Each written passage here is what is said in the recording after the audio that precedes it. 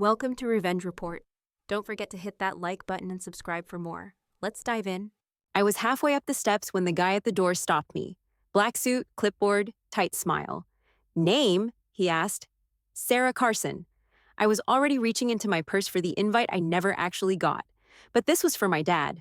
Roy Carson's retirement gala. After 43 years in the freight industry, the man was finally stepping down. No way I'd miss it. The guy scanned his list. Then again. Sorry, not on here. I frowned. Can you check again? Roy Carson is my father. He didn't flinch, just stepped to the side and said, "You'll have to wait over there." Over where? I turned toward the glass doors and spotted the crowd inside. Warm lights, clinking glasses, everyone in black tie. And in the middle of it, there he was, my dad, laughing, holding court like he was still king of the Indiana highways. Next to him stood Jake, my younger brother. He was eating it up, nodding like a future CEO, probably because he was. I'd heard the whispers. This whole event wasn't just a goodbye, it was a coronation. Jake was getting the keys to the family business, while I stood outside like a damn delivery driver. Before I could pull my phone out, I saw my dad lean towards some old guy in a brown suit. I was close enough to read his lips. He muttered, casual as hell. She wasn't invited for a reason. I felt that one right in my throat. Quick note, before we start, how's your day going and where are you joining from? That wasn't a slip-up. That was intentional. That was my own father cutting me out like I didn't even exist. I backed away from the door, heels clicking too loud on the concrete. I could feel people staring. The doorman wouldn't even meet my eyes now. My first instinct? Leave. Just go. It wouldn't be the first time I'd been left out. I'd spent most of my life watching this family praise Chrome, Diesel, and Jake's every move while I played quiet in the corner. But tonight, I wasn't going to shrink. I turned toward the parking lot, but instead of heading for my car, I stopped at the edge of the sidewalk and looked back at the glass doors. He didn't want me here? Fine. But I wasn't leaving. Not this time. I stood there, staring through that glass like a stray, and all I could think was, how did it get to this? But truth is, it had always been like this. I just never called it out before. In our house, trucking wasn't just a job. It was a bloodline. Roy Carson, my dad, didn't just build a business. He built a damn legacy, started with one semi, hauling crates from Evansville to Cincinnati. By the time I was in middle school, he had a full fleet running routes across the Midwest. Everyone in town treated him like a local legend. The man could walk into any diner south of Indianapolis and get his coffee on the house. No questions asked. And if Roy was the king, then Jake, my little brother, was the chosen heir. That kid sat in the passenger seat of a rig before he hit double digits. By 12, he could back up a trailer straighter than most grown men. Every weekend was the same. Truck meets, shop talk, or ride-alongs that were really just father-son bonding tours down Highway 41. At the dinner table, it was always torque ratios, route delays, tire pressure, and fuel costs. Jake soaked it all in, wide-eyed and hungry. You'd think he was training for war, not logistics. Me? I was the weird one. I liked maps, just not the kind taped to the garage wall. I liked weather patterns, wind speeds, and airspace restrictions. I used to sit in my room for hours flying virtual routes on a janky old simulator, planning emergency landings and alternate flight paths. By high school, I could recite every ICAO airport code in the lower 48. I once won first place at the State Aviation Quiz Bowl, beat out 5 private school kids and 1 military cadet. I came home with a big, glossy certificate and a shiny FAA Youth Achievement pin. Dad barely looked up from his paperwork. "That's nice," he said, "but it's not a CDL." I laughed, thinking he was joking. He wasn't. I remember standing there, holding that certificate like a wet napkin, while Jake came barreling in yelling about how he swapped out an axle on one of the older rigs, and Dad lit up like he'd just fixed the Hoover Dam. That was the moment I stopped bringing things home. Because in our house, diesel was gospel, chrome was currency.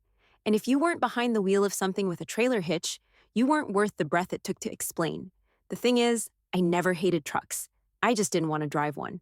I liked the skies. I liked being above it all, tracking motion, solving chaos, staying cool when the weather turned to hell. But that world didn't fit in our garage. Jake got to shadow Dad in the office, learning the business. I got told to stay out of the way. When I asked to help with the company website, Dad waved me off. "We don't need a blog, Sarah. We haul freight. Not feelings I never cried about it, not out loud. I just got quieter. By senior year, I stopped mentioning my wins. No one asked how my competitions went. No one noticed when I got an internship at the local airfield, helping plot small plane flight patterns. Meanwhile, Jake was getting celebrated for passing his DOT physical like it was a PhD. Once, I made the mistake of mentioning a cool story about an emergency flight reroute I'd read in an aviation journal. Midway through, Jake cut me off with a mouthful of mashed potatoes and said, "This again? Why don't you just go fly a drone already?" Everyone laughed, even Mom, so I shut up. At home, I was the odd gear in a diesel machine. Every family memory was tied to rubber on asphalt, and the only role they had for me was to smile politely in group photos. I learned to shrink without anyone asking me to, but that didn't mean I stopped moving. I just moved in a different direction, and no one noticed. I moved out 2 weeks after graduation. Didn't say much. Just packed up my laptop, a duffel bag, and the stack of aviation books nobody ever asked about. Got in my beat-up Honda and drove to Chicago for a job interview I wasn't even sure I was qualified for. Turned out I was. It wasn't glamorous, no airplanes, no cockpits. Just a dull, gray office near Midway with bad coffee and worn carpet. I started out logging weather patterns and running call sheets, but the work, it mattered.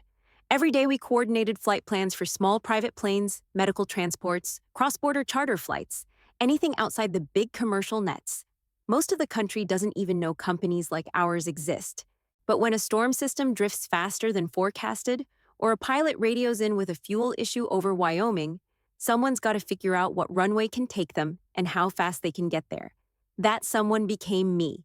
I worked the night shifts first, sat in a plastic chair with a headset tight on my ears, squinting at radar sweeps and satellite feeds, tracking cloud movement like a hawk.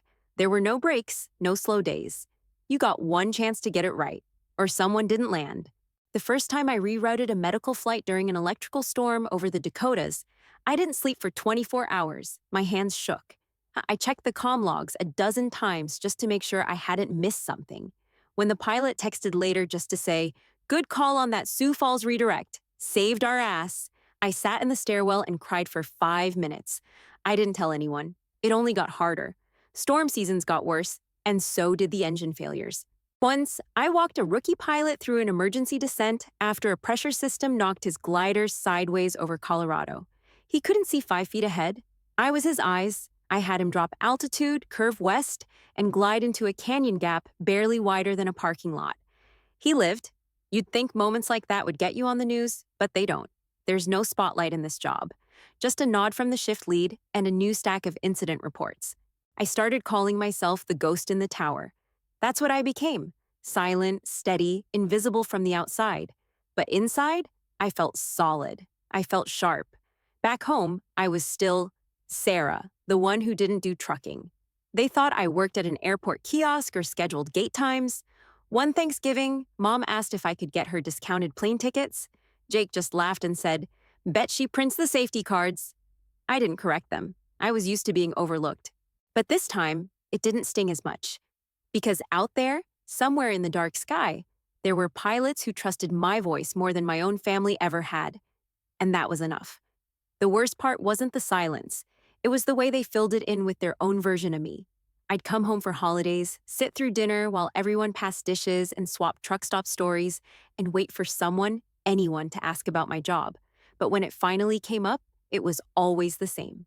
Dad would say, "Sarah's doing some kind of airport paperwork now.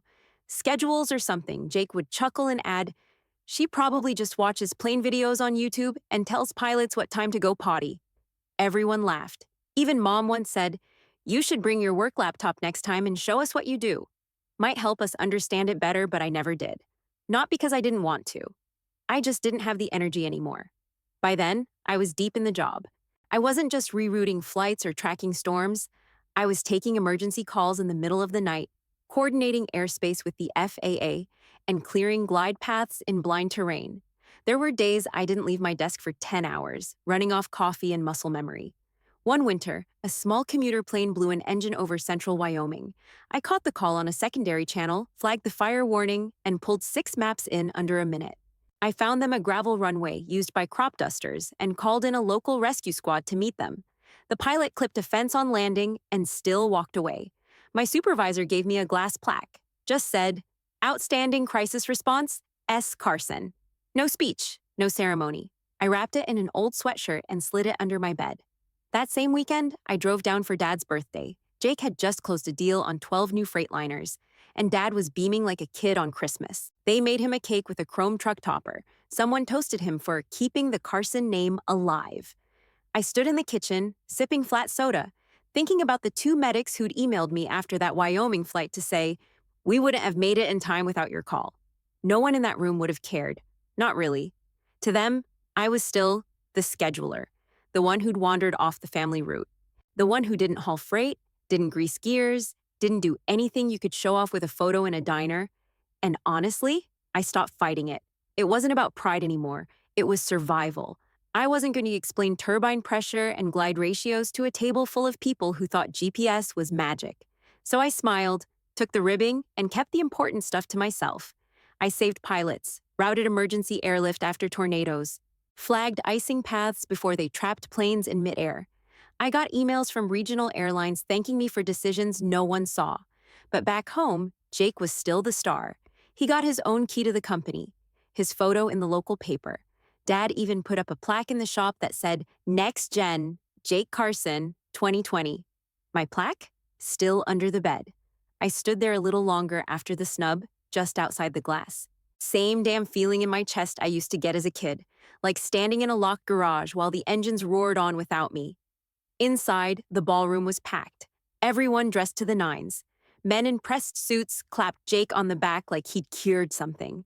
My dad leaned in close with two older guys I recognized from logistics boards. Champagne flowed. Laughter bounced off the walls. Jake grinned like he was born for this. The doorman still stood stiff at the door, holding the clipboard like a Bible. I walked back up to him. "Any updates?" He didn't even look down. "Still not on the list."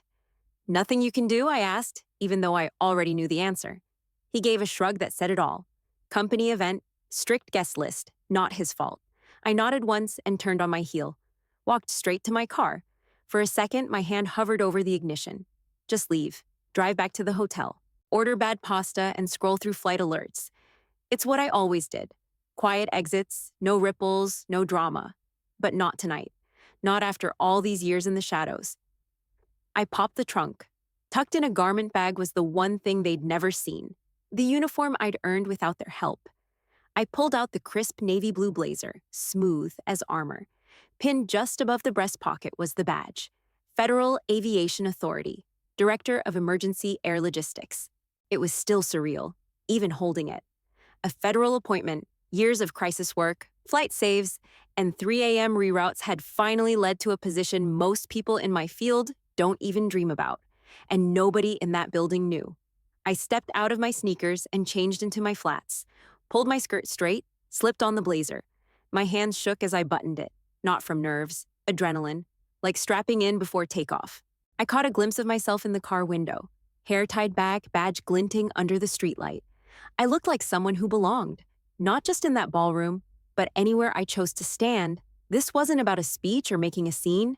I wasn't walking in to demand attention. I was walking in because I'd earned the right to be seen. I stepped out of the car and shut the door like I meant it. The wind caught the edge of my blazer as I crossed the parking lot, heels clicking sharp against the pavement. Head up, shoulders back, badge catching the low glow of the overhead lights. I didn't power walk, didn't storm in, just walked steady like I'd been expected all along. People noticed. A few heads turned as I approached the doors again. Same doorman, same clipboard. His eyes landed on the pin over my chest, and his expression shifted, just barely. "Still not on the list," he said, but quieter this time. "I won't be long," I said, and opened the door myself. The heat of the ballroom hit first, then the sound. Laughter, glasses clinking, someone's voice over a microphone. I scanned the crowd, the soft hum of conversations rising and falling. No one stopped me, not yet. I slipped into the back just as the speaker called for attention. "If I can have your ears for a moment," he said into the mic, "we'd like to recognize the Carson family, true titans of Midwest transportation." The crowd clapped. People turned their heads toward the table near the front. "Please welcome Roy Carson and his son Jake, generational leaders in the freight industry." Dad stood like he was still 30 and bulletproof. Jake followed, straightening his cuffs. The room applauded, full and loud. Flashbulbs popped. Someone whistled. For a second, I almost felt 12 again, watching from the hallway. Then a voice cut through the noise. Hey, wait, is that Director Carson? It came from the left, near the side seating. A guy in a gray blazer stood up, squinting. I knew that face. He worked regional air rescue out of Des Moines. We'd spoken during last year's derecho when he needed an emergency corridor cleared between Sioux City and Omaha. A woman beside him stood too. That's her, she said. That's Sarah Carson. FAA, then the man raised his voice. Make way for Director Carson. It hit like a switch. Heads turned. Conversations stopped mid-sentence. A wave of whispers rolled through the crowd like a slow current. FAA? Wait, that Sarah Carson? I held my ground, chin high, every instinct screaming to shrink. But I didn't. Someone else stood. A pilot I recognized from the Nevada fire relief operation last summer. Then 2 more. I counted at least 4 others in uniform. And just like that, the room shifted. People moved, not rushed, not dramatic, but intentional. A path opened. The crowd parted like it was supposed to. I didn't ask for it. Didn't wave, didn't speak. I just walked. Right past the table where my dad and Jake stood frozen. Dad's drink was still in his hand, untouched. Jake's mouth moved like he wanted to say something, but no words came. I kept walking. Front row. A seat had been left open, probably for some other sponsor. I sat down, hands folded neatly, legs crossed at the ankle. My badge sat square against my chest. I didn't smile, didn't nod, just sat. Present. The applause died down. Not all at once, just slowly, like someone turning a dimmer switch. The speaker stepped back from the mic. Music floated in from somewhere near the buffet line. Plates clinked, silverware scraped. Voices picked up again, but softer this time. I stayed seated, hands still folded in my lap. Then they started coming, one at a time at first. A man in a black polo with a regional air rescue patch walked up and gave a short nod. You saved my cousin, he said, during that storm last March. You rerouted their medical flight. Lightning shut down 3 fields. You found them a clear strip. He didn't ask for a handshake, just nodded again and walked off. Then another. A woman in a blazer, silver, FAA badge on her lapel. She reached out, gave me one firm shake, and said, glad to finally put a face to the voice. A few people just passed by and gave small nods. Respectful, quiet, no big gestures. I wasn't used to it. It wasn't noise or praise, it was recognition. And it was real. A man in a dark suit leaned in close and whispered, I'm with Regional Airlink. You rerouted 3 of our aircraft during that December systems crash in 2022. We never forgot that. I never forgot that he was gone before I could even respond. The seat beside me stayed empty. Jake and my dad hadn't moved. I caught glimpses of people pointing in my direction. A few whispers. One guy pulled out his phone and started scrolling, probably trying to match my face to some trade publication or bulletin. Then, finally, Jake. He didn't come over right away. He paced a bit near the back of the room, ran a hand through his hair, like he was trying to piece something together. Then he walked over, slow and careful, like I might vanish if he made a sudden move. He looked down at my blazer, at the pin, at the people still lingering nearby. How long have you been doing all this? He asked. His voice wasn't mocking. It wasn't even defensive. It was just confused, genuinely thrown. I looked him straight in the eye. Over a decade. He didn't try to argue, didn't joke, didn't laugh it off. He just nodded once, like he needed a second to let it sink in, then turned and walked back toward the crowd. For the first time in his life, Jake didn't know what to say. And for once, I didn't need to say anything either. He came over after most of the others had left, still holding his drink, half-melted ice swirling at the bottom. His steps were slow, not stiff, but careful, like he wasn't sure if this was a mistake. I stayed seated, let him come to me. He stopped about a foot away, didn't speak, just looked. His eyes dropped to the blazer, the badge, the small crowd of people still watching from a distance. He didn't ask questions, didn't crack a joke. He just stood there, studying me like he couldn't quite match the woman in front of him to the daughter he thought he knew. He opened his mouth once, then closed it. Another 10 seconds passed. Then he nodded. Quick, tight. No smile, no words.